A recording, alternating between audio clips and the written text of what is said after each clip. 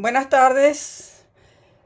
Empiezo por expresar que lamento no poder estar entre ustedes en forma presencial en esta actividad tan valiosa organizada por las dos instituciones de la Universidad Central de Venezuela que se ocupan de la historia, la Escuela de Historia y el Instituto de Estudios Hispanoamericanos, a cuyo frente están los profesores Leonardo Bracamonte y Rafael Viamonte, a quienes agradezco esta invitación y saludo en esta oportunidad.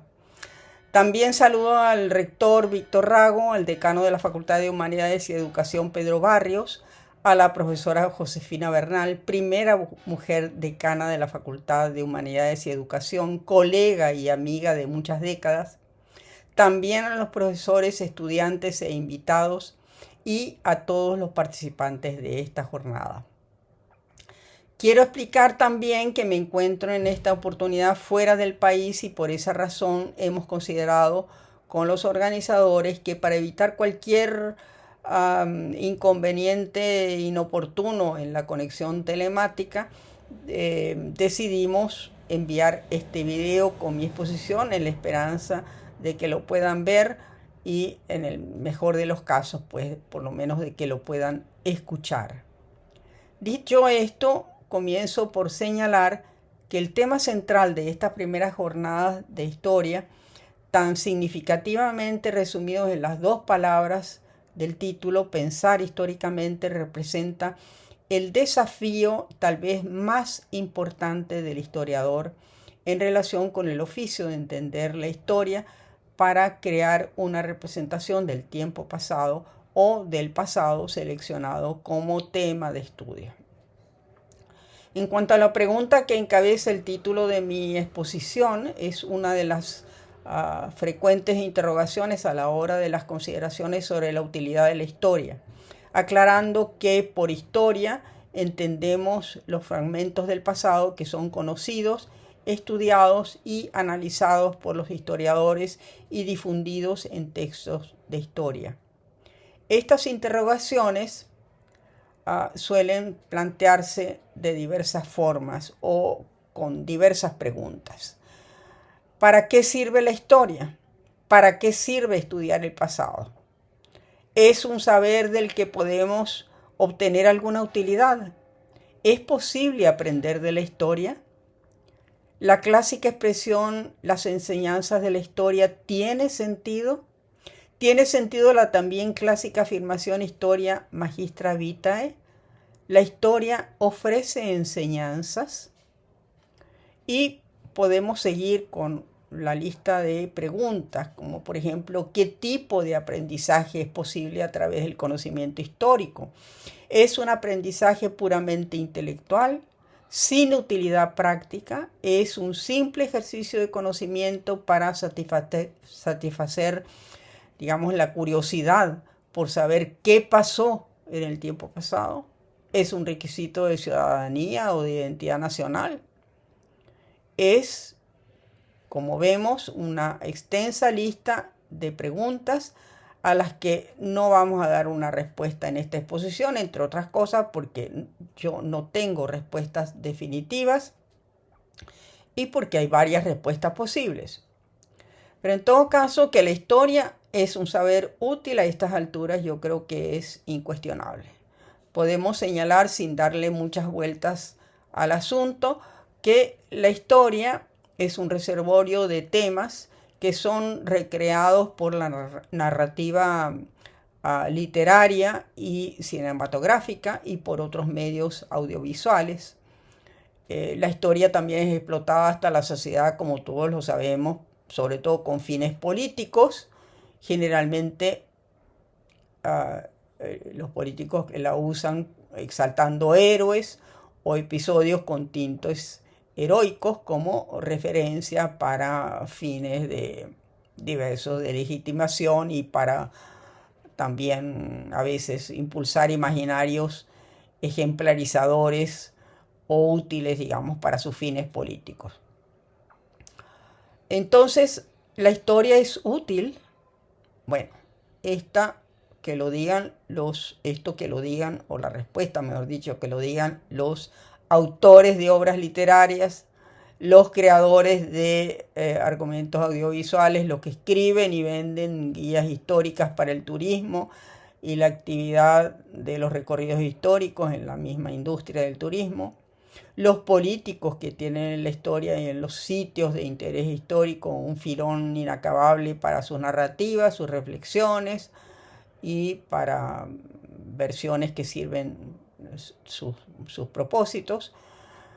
Es decir, la historia es la materia prima para distintas actividades que permiten vivir e incluso resultan lucrativas y a veces no de manera excepcional. Y por supuesto estamos los historiadores que en algún momento pensamos que la historia podía ser algo útil y a la vez es decir, proporcionarnos un medio de vida, bueno, haciendo justamente o practicando el oficio que es nuestra verdadera vocación. Sin embargo, que la historia pueda ser un medio de vida para los historiadores, sobre todo los historiadores que nos hemos dedicado siempre a la actividad de investigación, de docencia, de dar clases, de formar estudiantes, de formar licenciados en historia, profesores de historia e historiadores. Eso es cada vez menos posible o ya imposible en nuestro medio al menos. La idea de la historia como un aprendizaje para enfrentar nuevas experiencias, que es el significado que suele darse a la expresión aprender de la historia, pone de relieve el conocimiento de hechos pasados como know-how, como un conjunto de actuaciones que fungen como guía para tomar decisiones correctas en el presente. La historia es, desde esta perspectiva, un catálogo de experiencias que pueden tener aplicaciones en distintos contextos temporales y también espaciales, un modelo de la conducta social que puede reproducir lo mejor y desechar lo peor en las coyunturas del presente. En épocas críticas como las que vivimos, la historia parece recuperar esa fuerza y muchos la ven como una especie de cabo lanzado al náufrago. Se buscan en la historia experiencias reafirmantes, la legitimidad que podría derivarse de una situación o una actuación que pueda interpretarse como precedente, una coyuntura que en su momento tuvo un sentido y que por eso se busca reproducir en el presente. Pero esto casi nunca es así. La historia en realidad no funciona como una fórmula. Los procesos sociales siguen cursos únicos en sus circunstancias y en el tiempo, aunque con frecuencia parecen repetirse, y algunos personajes de los que hay ejemplos que tenemos a la mano en el presente buscan repetir los momentos de apogeo de un determinado sistema a su voluntad. Tenemos actualmente dos ejemplos notables, en realidad notabilísimos: el del actual presidente de Estados Unidos con su política MAGA o Make America Great Again, que intenta revivir, digamos, las mejores experiencias de la potencia de su país, mejores por supuesto desde su propia perspectiva, o los intentos en el caso del actual gobernante ruso de retomar la expansión territorial rusa para en su visión pues reproducir o cumplir, digamos, el sueño de la expansión territorial del antiguo imperio ruso, o más recientemente en el siglo pasado del conglomerado de naciones que conformaron la Unión de Repúblicas Socialistas Soviéticas. y que en su caso él denomina a esa política con el propósito, digamos, de crear un cinturón de seguridad para su propio territorio. En fin, o lo que sea. Por otra parte, vivimos una época monopolizada por un presente absorbente que domina nuestra atención con nuevos escenarios y desafíos como las innovaciones tecnológicas y el panorama mundial muy cambiante y a veces lamentablemente no tan cambiante, en los que la historia parece contar como experiencia aleccionadora. Y cuando hablo del panorama mundial hay que aquí recordar que, por supuesto, esto es una experiencia pues, que nos resulta muy familiar. Es decir, el mundo, como se ha repetido tantas veces, es un escenario cada vez más pequeño, más comunicado y desde luego conforma dentro en el avance acelerado del fenómeno de la globalidad, conforma eso que con expresión muy afortunada llamó en el siglo pasado Marshall McLuhan la aldea global. La inmediatez, en todo caso, de nuestro tiempo parece alejar la reflexión sobre el pasado e incluso el interés en conocer el pasado, que parece que no tiene ninguna relevancia para explicar el presente. Entonces, pareciera que el pasado no nos ayuda a vivir mejor o a vivir con certidumbre sobre el presente. Por ese lado, al parecer no va el aprendizaje de la historia, si es que realmente es posible aprender de la historia. Y si es así, ¿cómo es ese aprendizaje? El curso de la historia nos da, en todo caso, esta primera enseñanza. La historia es siempre una trama original, irrepetible en la dinámica particular de los acontecimientos. Pero, atención, ojo, esto no significa que la cadena de acontecimientos, de ideas y procesos de largo alcance constituye un territorio extraño, irreconocible.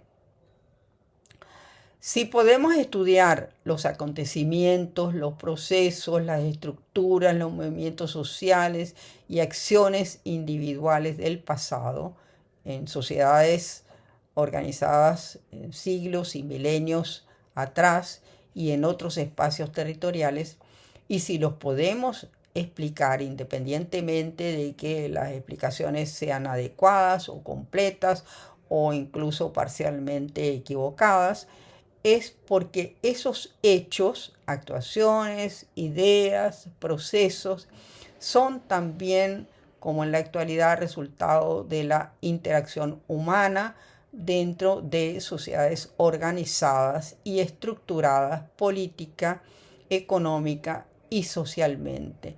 Y en esa medida el pasado es siempre un territorio familiar, aunque esas sociedades y su dinámica puedan ser diferentes a las nuestras. En esas sociedades del pasado, las relaciones y los conflictos de poder, las tensiones y enfrentamientos sociales y políticos, ciertos fenómenos económicos de crecimiento, de expansión, de crisis, de auge, de decadencia, ciertas pautas culturales son reconocibles como tales, incluso en su particular naturaleza, y en esa medida son realidades que pueden ser estudiadas, analizadas e incluso comparadas con nuestra propia realidad.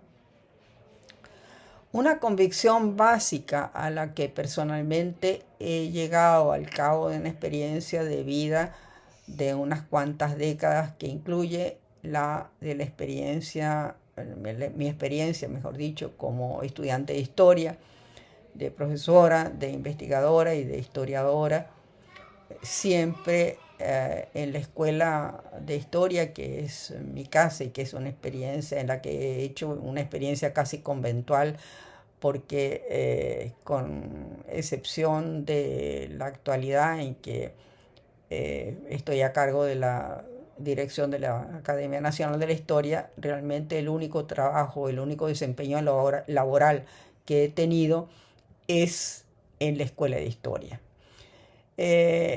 Y en todo caso, mi experiencia es que, que el presente, es decir, el presente que he vivido y que todos vivimos, es decir, la trama de los acontecimientos actuales, pueden ser un recurso para establecer criterios que permitan apreciar con más claridad, con mejor entendimiento, el curso de la historia.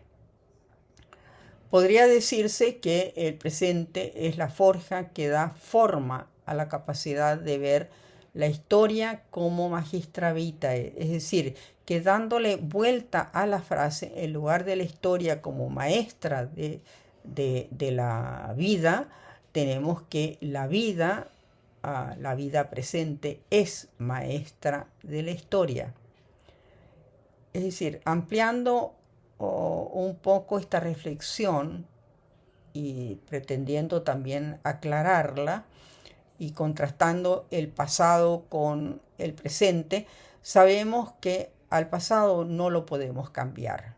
Tampoco podemos corregirlo para adecuarlo a lo que quisiéramos que hubiera sido, ni reclamarle o enjuiciarlo por lo que no fue o por lo que fue.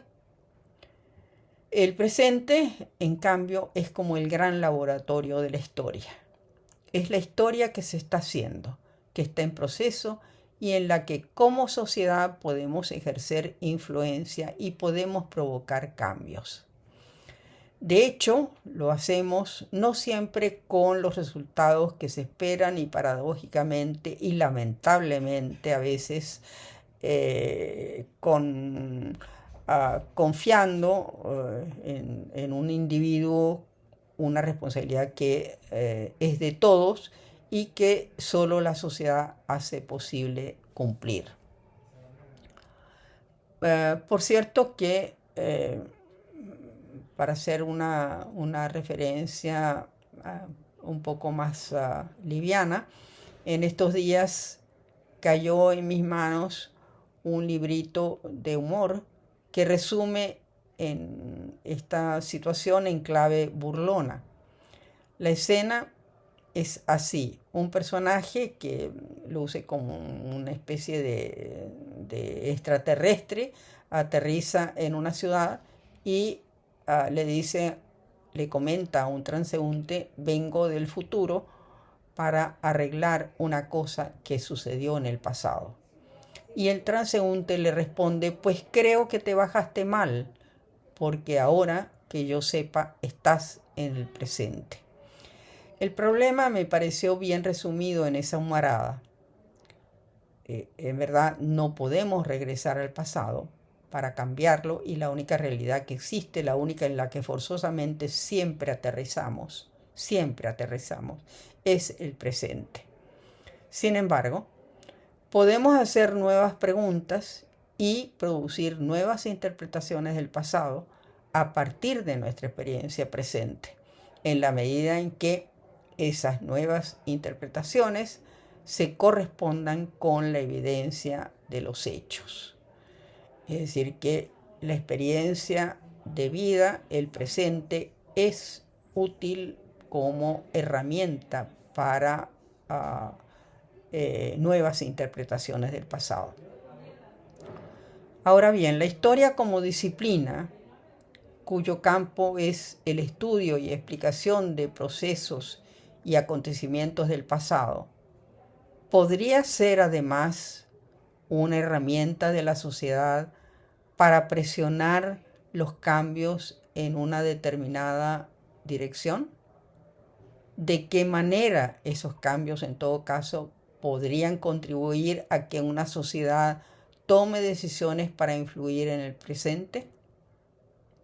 ¿Qué papel puede ejercer la historia en una sociedad democrática, sobre todo cuando la democracia sobreviene después de pasados traumáticos? Esos pasados que no pasan o que tardan mucho tiempo en pasar. En el último siglo ha tomado relevancia importante en la política y también socialmente el recurso de la memoria histórica para reivindicar a las víctimas de conflictos en los que el aparato del Estado ha sido utilizado por la represión, o para la represión, mejor dicho, y también en los que desde posiciones de poder se han cometido actos de violencia contra sectores de la población o contra la sociedad en su conjunto por hechos de corrupción y violencia institucional. La memoria histórica actúa en este caso como un resorte que se impulsa para mantener vivas esas experiencias con el fin de evitar su repetición, el famoso nunca más. Este recurso de la memoria se aplicó por primera vez después de la Segunda Guerra Mundial, en los famosos juicios de Nuremberg, y también desde los años 90 del siglo pasado, cobró fuerza como una exigencia moral de la democracia con las víctimas de las dictaduras latinoamericanas, y también en Europa para castigar a los responsables de la violencia en la guerra de Bosnia después de la caída del régimen comunista de Yugoslavia. El fin era procurar justicia para las víctimas y castigo para los responsables.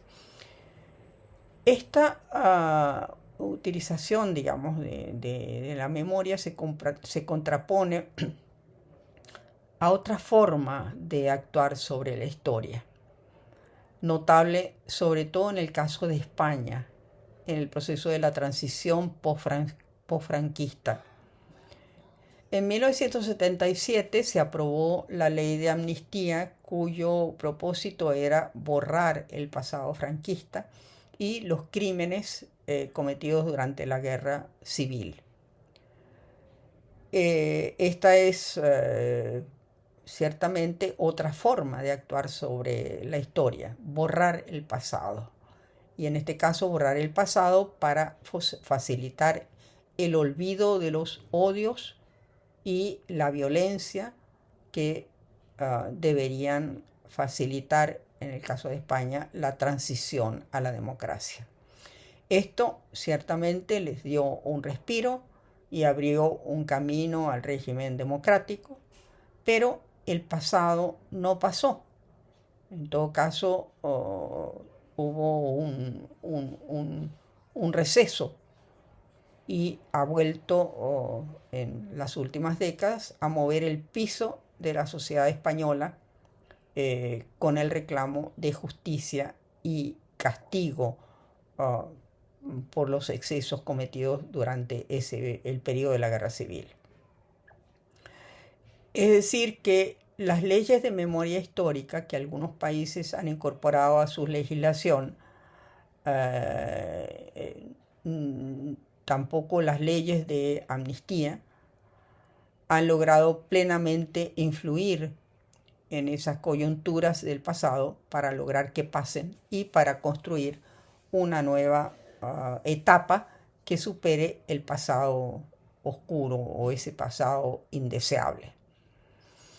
En España el debate continúa y lo mismo puede decirse en los casos de las dictaduras del sur latinoamericano y en el caso del Holocausto, que siempre renueva cada año la discusión sobre ese desgraciadísimo episodio de la Segunda Guerra Mundial. Esas cicatrices no cerradas suelen en el tiempo convertirse en banderas de movimientos militantes, a veces con fines desafortunados. Un reciente anuncio que pude observar en la ciudad de Toulouse, en Francia, de un ciclo de actividades relacionadas con la Segunda Guerra Mundial, titulaba ese ciclo con estas palabras: la memoria al encuentro de la historia. Me llamó la atención mucho el título, y sin conocer el contenido del programa, entiendo que pareciera reconocer que la memoria, que es esencialmente eso, memoria viva y por lo tanto abierta a debates y con un alto contenido polémico, emotivo y subjetivo, está formado por piezas de evidencias y testimonios que no conforman todavía conocimiento histórico. Pero el debate y la interpretación de esas evidencias y testimonios contribuyen a decantar la evidencia comprobable y comprobada, y por lo tanto a construir el conocimiento histórico. Conocer el pasado y poder explicarlo, entender qué pasó, cómo pasó, por qué pasó y por qué no pasó, es el requisito indispensable para hacer realidad cualquier aprendizaje posible. Y aquí entonces entramos a considerar cómo relacionar la pregunta de nuestra exposición: ¿es posible aprender de la historia?, con el enunciado pensar históricamente, que después de estas disquisiciones que acabo de hacer, considero que es el principal aprendizaje que podemos alcanzar con el conocimiento histórico, es decir, pensar históricamente. Pero, ¿qué significa pensar históricamente? También esta es una pregunta que tiene varias respuestas posibles, algunas no coincidentes, y desde luego yo tengo algunas respuestas que no sé si serán las correctas, pero en todo caso son las mías. Pensar históricamente significa, desde mi perspectiva, ante todo, entender la naturaleza del entramado complejo, el entramado social complejo, mejor dicho, cuya dinámica es lo que llamamos historia. Entender la naturaleza de la historia es la parte más densa y luminosa de la actividad del historiador, y también representa la exigencia más difícil de cumplir. Pensar históricamente es una facultad que en su expresión más acabada puede y debe ser parte natural del análisis que hace un historiador del pasado histórico, tanto el pasado lejano como el pasado reciente. Y llegado a ese punto, es decir, en que se incorpore esa capacidad como una reflexión natural del historiador, llegado a ese punto, sería además un deber de los historiadores difundir esa capacidad, enseñar esa capacidad, para convertirla en una herramienta de análisis válida también para el presente, una herramienta que idealmente estuviera a disposición de todos los analistas sociales y muy especialmente de quienes toman decisiones que afectan a la sociedad. Es decir, que estas personas pudieran pensar la realidad presente históricamente. Para no extenderme mucho más en este tema, que será por otra parte el tema central de esta jornada, voy a mencionar para concluir las nociones que considero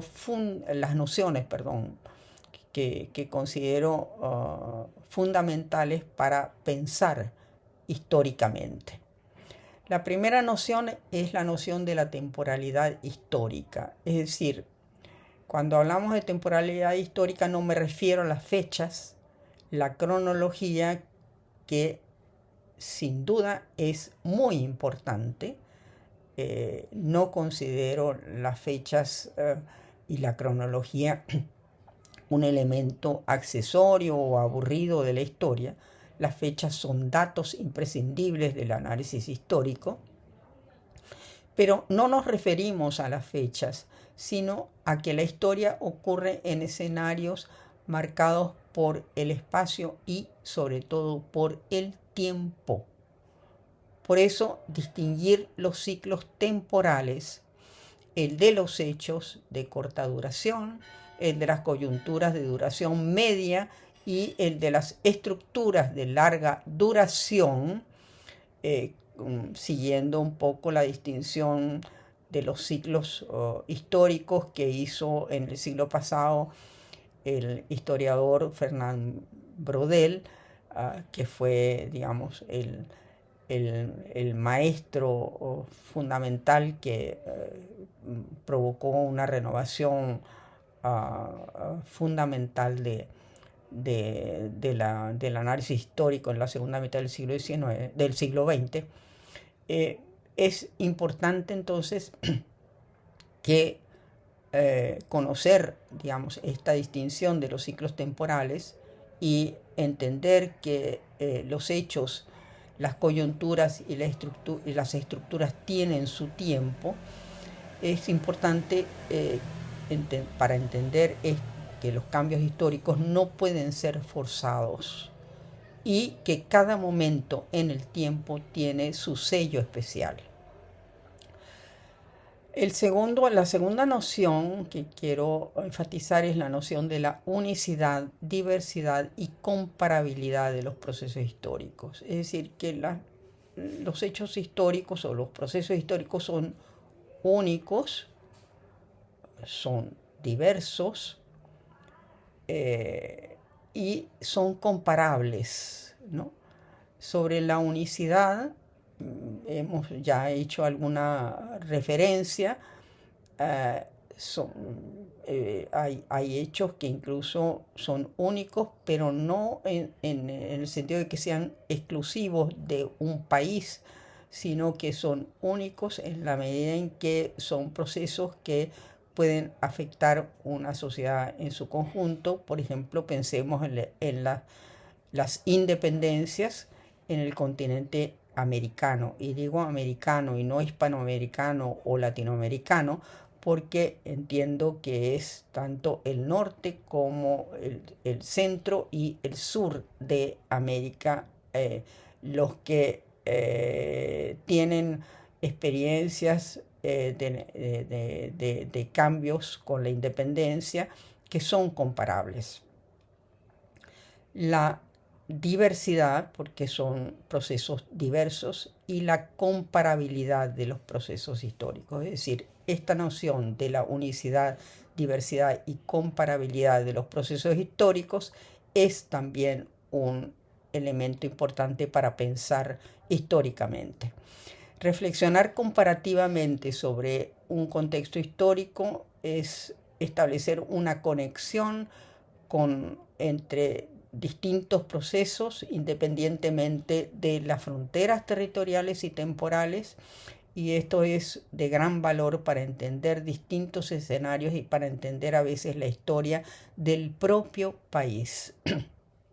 Esto no tiene que ver con el nuevo enfoque actual en consonancia con la globalización, es decir, con el fenómeno de la globalización, sino que es un procedimiento que tiene que ver con la naturaleza del proceso histórico.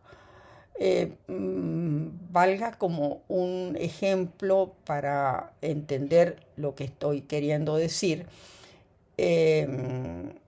Esto que voy a señalar.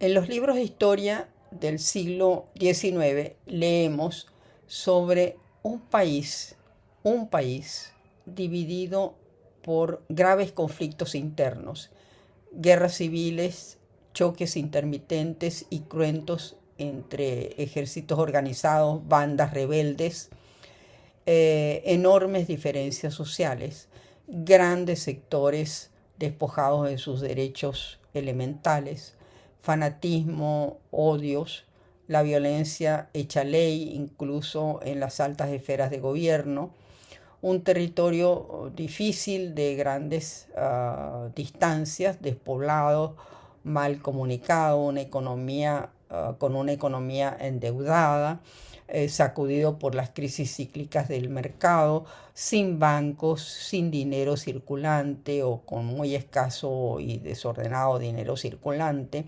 sin prensa de cobertura nacional, sin un sistema educativo organizado, con una población heterogénea, social y étnicamente. Y podemos preguntarnos, ¿qué país es este? Más de uno pensará, bueno, Venezuela, siglo XIX, Venezuela, ciertamente, país en guerra civil permanente, con una economía permanentemente en crisis, una sociedad dividida, etc. O alguno de los países de la América Hispana. Pero no, esa es la historia de Estados Unidos en el siglo XIX. Vista esa caracterización que acabo de hacer, no con intención caricaturesca, ni con intención de exagerar para destacar contrastes, sino con un criterio de honesto cronista que registra lo que ocurría en el país, que hasta el propio Vladimir Lenin consideró como ejemplo de la civilización burguesa. Y como muchos de nosotros, los historiadores, consideramos pues como un modelo organizacional, independientemente de lo que opinemos sobre Estados Unidos como país desde el punto de vista político. La capacidad para dimensionar los componentes del hecho histórico es otra de las nociones importantes para pensar históricamente. ¿Qué quiere decir esto? Esto es distinguir lo contingente, lo excepcional, lo inesperado y fortuito y las tendencias, mejor dicho, distinguir esto de las tendencias más estables que tienen conexión unas con otras y que aparentemente facilitan la explicación al contrario de lo que es contingente.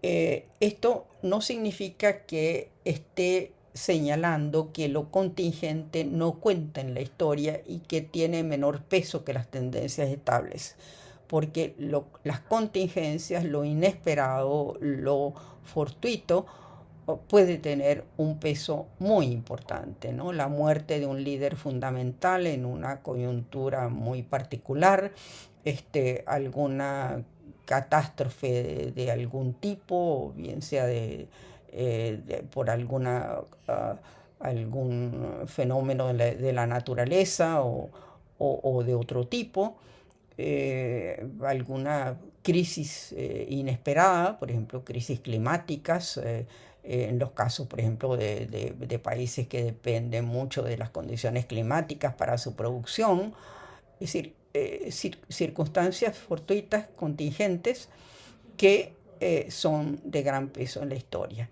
Y tenemos, por otra parte, estas situaciones estables que para muchos historiadores son valiosas en tanto que supuestamente facilitan la explicación, pero hay que distinguirlas unas de otras y determinar cuál es el verdadero peso de unas y otras.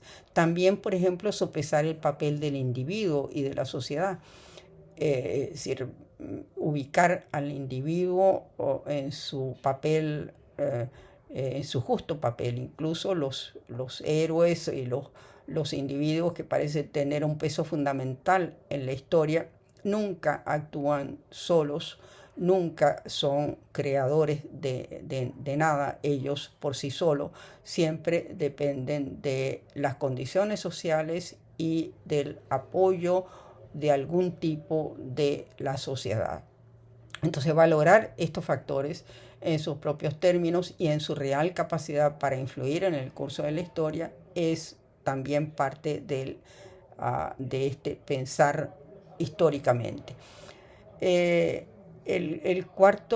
La cuarta noción sería analizar el pasado en sus propios términos, es decir, entender el pasado con disposición empática y con honestidad. El pasado no es lo que quisiéramos que fuera, sino lo que fue. El pasado se estudia desde el presente porque las preguntas que nos hacemos en cada época pueden variar y las herramientas disponibles para estudiar la historia abren posibilidades de nuevos enfoques. Tenemos en la actualidad, por ejemplo, la posibilidad de la herramienta de la digitalización de los documentos, y se han abierto algunos archivos poco explorados, de poca accesibilidad, ¿verdad? Pero esta nueva mirada no puede aspirar tampoco a satisfacer las exigencias del presente, y esa es otra cosa que hay que tener en cuenta. Y finalmente, pensar el pasado a partir de su esencial complejidad y de su espacio completo. Es decir, pensar la historia, si nosotros la imagináramos muy incorrectamente, por cierto, como una especie de circunferencia, pensar la historia en 360 grados. Esto significa pensar la historia no solamente desde la perspectiva política que ha tenido tanto peso en nuestra historiografía en Venezuela, desde la perspectiva incluso a veces de las